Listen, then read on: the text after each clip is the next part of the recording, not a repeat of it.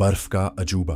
बहुत समय पहले हिमालय की ऊंची पहाड़ियों में एक छोटा सा गांव था जिसका नाम था कंचनपुर। इस गांव की एक अनोखी कहानी थी जो सदियों से हर सर्दियों में सुनाई जाती थी। लोग कहते थे कि जब बर्फ गिरने का मौसम आता है तब उस बर्फ में एक अनजानी चमक और एक रहस्यमयी दुनिया दिखाई देती है।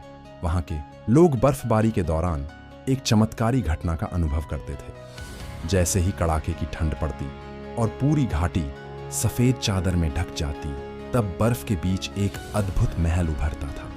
यह महल बर्फ का बना हुआ होता था और उसमें रंग बिरंगी रोशनी झिलमिलाती थी। कहते थे कि यह महल सिर्फ वही देख सकता था जिसके दिल में सच्चाई और साहस हो। एक दिन गांव की एक लड़की रिया इस रहस्य को जानने के लिए निकल पड़ी।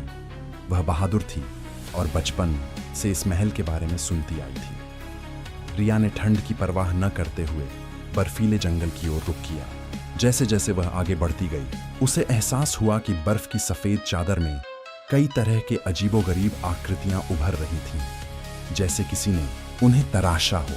चलते चलते रिया एक बर्फ की गुफा के पास पहुंची। गुफा के अंदर से हल्की रोशनी आ रही थी।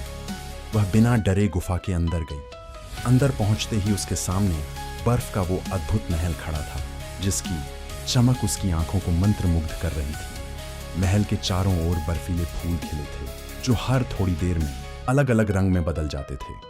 यह नज़ारा इतना खूबसूरत था कि रिया खुद पर यकीन नहीं कर पा रही थी।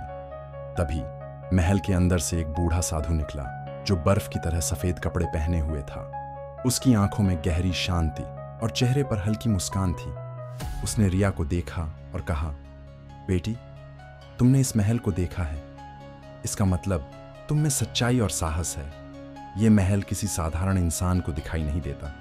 रिया ने हैरानी से पूछा, बाबा, यह महल हर साल यहाँ क्यों आता है और यह रोशनी कहाँ से आती है? बूढ़े साधु ने मुस्कुराते हुए कहा, यह महल उस प्यार और विश्वास का प्रतीक है जो इस दुनिया में खोता जा रहा है। जो लोग अपने दिल में अच्छाई और साहस रखते हैं उन्हें ही यह महल दिखाई देता है।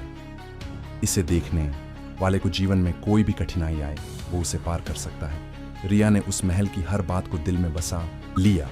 थोड़ी देर बाद महल धीरे धीरे गायब होने लगा और रिया खुद को वापस गांव के पास बर्फीले मैदान में खड़ा हुआ महसूस करने लगी। लेकिन उसके मन में एक नई ऊर्जा थी, एक अजीब सा आत्मविश्वास।